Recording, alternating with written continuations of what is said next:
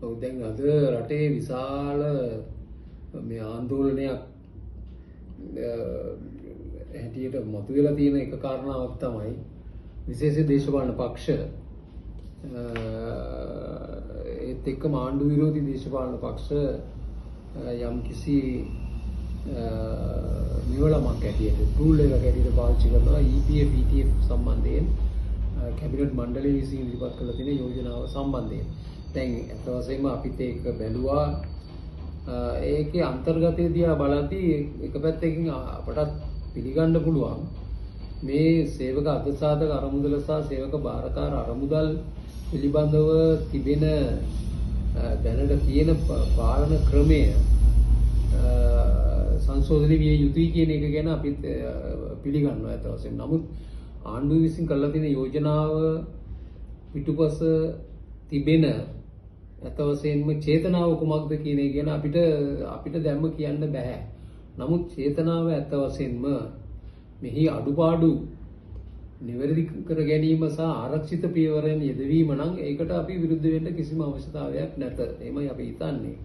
නමුත් අනිත් පැත්තෙන් පසුගිය ආණ්ඩු කීපයක්ම අත වශයෙන් සියලුම ආණ්ඩු වගේ මේ EPF මුදල අවභාවිතා කරලා තිබෙනවා.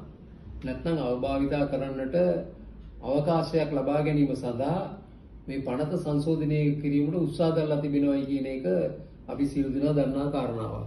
දැන් මේ අලුත් ආණ්ඩුවත් මේ JVP ආණ්ඩුව නැත්නම් NPP ආණ්ඩුව කුමක් කරන්නට බලාපොරොත්තු වෙනවද කියන එක ගැන අපිට දැන් පැහැදිලිවම පෙනුනේ නැති වුණාට රටේ තිබෙන ආර්ථික සහ ණයබර සහ IMF කොන්දේසි විවෘත ආර්ථිකමය සියල්ලක් එක්කම එක තැනක ගොඩ ගැහිලා තියෙන යම් මුදලක් උපයෝගී කරගන්නට පුළුවන්ද කියන එක ගැන සොයා බැලීමේ උත්සාහයක්ද කියලා අපිට හිතන්නත් පුළුවන්. මොකද පසුගිය ආණ්ඩු එක් නම් වලින් හැඳුන්වුවට උදුවේ වෙළඳ ප්‍රතිපත්ති අනුගමනය කරපු ආණ්ඩු නිසා වෙළඳාම කරන්නට මුදල් අවශ්‍යයි. වෙළඳාම් කිරීමේදී ණය අරගෙන තියෙනවා නම් ඒවා ගෙවන්නට මුදල් අවශ්‍යයි. ඒ අවශ්‍යතාවය මේ ආණ්ඩුවටත් තියෙනවා. ඒ නිසා ඒවා ගැන අපි නිසි කරුණු ගොනු කරමින් අපේ අදහස් ඉදිරිපත් කරන්න ඕනේ. නමුත් අපේ පැත්තෙන් අපි කියන්න කැමති මේ පනත විශේෂයෙන් EPF සේවක අධිසාධක අරමුදල තවසෙම සමාජ ආරක්ෂණ මුදලක් හැටියටයි අඳුල්ලා දීලා තියෙන 1958 වසරේදී. ඒක ඉදිරියට ගේන්නට අපේ සංගමයේ හිටපු ප්‍රධාන ලේකම් බාලතම්පු මහත්මයා විශාල පරිශ්‍රමයක් දැරුවා. ඒ අවදි වෙනකොට ලංකාවේ මේ වගේ පනතක් තිබුණේ නැහැ. නමුත් හාමුදුරුවන්ගේ සම්මේලනයත් එක්ක අපේ සංගමයේ තව අස්සන් දබපු කිව්සුම් වල තිබුණා ඒ වගේ යම් කිසි කොටසක් සේවක අර්ධසාධක අරමුදලට හා සමාන. නමුත් ඒක නීතිගත කිරීමක් අත වශයෙන් සිදු වුණේ 1958 වසරේ. එතකොට වැඩ කරන ජනතාවට දැන් රාජ්‍යාංශයේ පෙන්ෂන් ක්‍රමයක් තියෙනවා වගේ. පෞද්ගලික අංශයේ සේවකයන්ට වයසට ගියාම වයස 55න් පස්සේ ඒගොල්ලන්ට යම් කිසි සමාජ ආරක්ෂණයක් අවශ්‍යයි කියන පදනමෙන් සේව්‍යා විසින් යම් කොටසකුත් සේවකයාගේ වැටුපෙන් කොටසකුත් එකතු කරලා සම්පූර්ණයෙන්ම සේවක අයිතිවාසිකම් වශයෙන් තමයි ඒක ස්ථාපිත කරලා තියෙන්නේ. ඒත් ETF මුදල 1980 වසරේ ඒක UNP ආණ්ඩුව විසින් තමයි ගෙනාවේ. ඒක ගෙනාවේ අත වශයෙන් සුබ සාධන කටයුතු සඳහා වසර 5න් 5ට ගන්න පුළුවන්. එතකොට වෛද්‍ය සහ වෙනත් අවශ්‍යතාවයන් සඳහා ඒකේ මුදල් අරගෙන පරිහරණය කරන්නට ඉඩ තිබුණා. එතකොට මේ 52ම සම්පූර්ණයෙන් වෙනස් 52ක් නිසා මේ දෙක තනි පනතක් ඇටියට හදන්නට කොයි විදිහකින්වත් ඉඩ කඩක් නැත. එම නිසා ආණ්ඩුව හෝ කවුරුන් හෝ කියනවා නම් මේ 52ම එක තනි පනතක් කරන්න ඕනේ කියලා. ඒක ඇත්ත වශයෙන්ම ප්‍රායෝගිකව සිදු කළ යුතු දෙයක් නෙවෙයි, කරන්න පුළුවන් දෙයක්වත් නෙවෙයි. මොකද අනිත් පැත්තෙන් ආරක්ෂා කරන්න ඕනේ කියන කාරණාව තියෙනවා. දැන් මේ EPF එකෙන් ට්‍රිලියන 5.6ක් වගේ අති විශාල මුදලක් දැන් ගොඩ ගැහිලා තැන්පත් වෙලා තිබෙනවා. ETF එකෙත් මම හිතන්නේ බිලියන 600කට ආසන්න මුදලක් එකතු වෙලා තිබෙනවා. දැන් මේ මුදල් එක් තැනක තියලා නිකන් පල් වෙන්නේ නැතුව කොහොමද සංවර්ධනය සහ සහ රටේ අභිවෘද්ධිය තකා උපයෝගී කරගන්නේ කියන එක ගැන හැඟීමක් ආණ්ඩුව වලට තිබෙන්න පුළුවන්. නමුත් මේ මොනවා තිබුණත් මේ සම්බන්ධව තිබෙන බලය සහ පාලන බලය තිබෙන්න ඕනේ ඒ හිමිකරුවන්ට.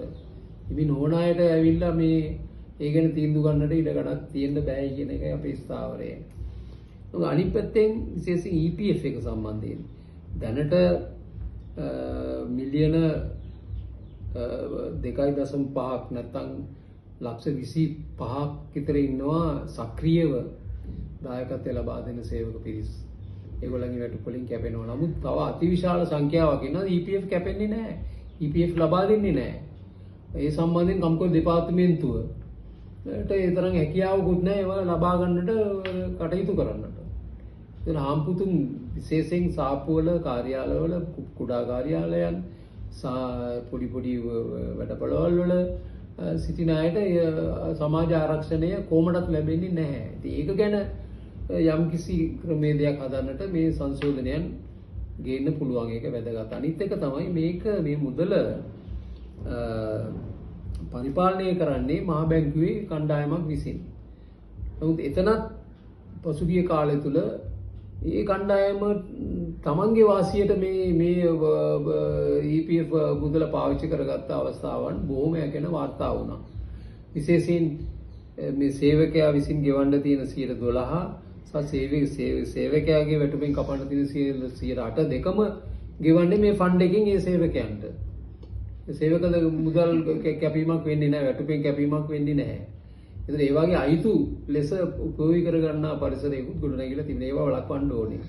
අනිත් එක ආයෝජනයන් කිරීමේදී දේශපාලන උවමනාවන් සඳහා බංකොලොත් මේ ආයතන වලට මුදල් මේ කොටස් වෙළඳපොලේ ගිහලා කොටස් අරගෙන බංකොලොත් වෙච්ච තත්ත්වයකුත් තියෙන. ඒකෙන් ආරක්ෂා වෙන්න විශේෂ නීති හදන්න ඕනේ.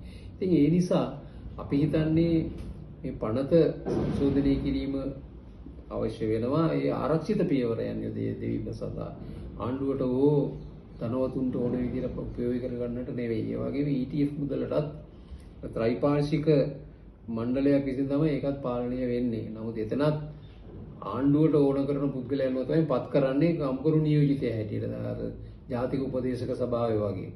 ඒතර ආණ්ඩුවට ඕන කරන දේවල් වලට අත උස්සන නියෝජිතයන් තමයි එතන ඉන්නේ ත්‍රිපාර්ශ්වික කියලා කිව්වට. ඒතර සැබෑ ත්‍රිපාර්ශ්වික මේ යම්කිසි මණ්ඩලයක් හදනවා නම් එතකොට ඒ මණ්ඩලය ඇත්ත වශයෙන්ම සැබෑ නියෝජනයක් තියෙන්න ඕනේ වැඩ කරන මිනිස්සුන්ගේ. ඒ වගේ ප්‍රශ්න තියෙනවා මෙතන. ඉතින් අපි කල්පනා කරන්නේ ඇත්ත වශයෙන්ම මේ මුදල ආරක්ෂා කරගත යුතුයි. අනිත් එක ව්‍යාප්ත වෙන්න ඕනේ.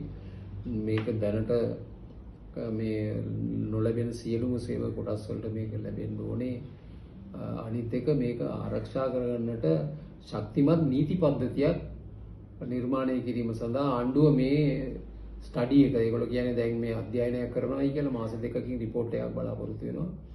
ඒ රිපෝට් එක ලැබුණායින් පස්සේ පාර්ලිමේන්තුවේ බහුතර බලය පාවිච්චි කරලා Tamanට ඕන විදිහට නීති ගේන්නේ නැතුව මේකට හිමිකම් කියන සේවක කොටස් සහ සේවකයන්ගේ නියෝජිතයන් සහ වෘත්තීය සමිතිත් එක්ක සාකච්ඡා කරලා සංශෝධන ගේන්නට ආණ්ඩුව පැත්තෙන් උත්සාහයක් දැරිය යුතුයි කියන එක තමයි අපේ යෝජනාව.